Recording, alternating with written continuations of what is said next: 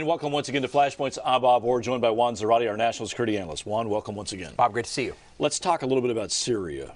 This now seems to be at least in kind of a pause as everybody sorts out what's exactly going on. What's your read of the situation? There's two things happening, Bob. One, there's a diplomatic dance around the Syrian chemical weapons question. So you have the dance in New York with the UN resolutions and what ultimately will come out of the international community in terms of requirements on the Syrians. And then you have the technical questions. What will happen in terms of actual verification of the stocks that the Syrians have?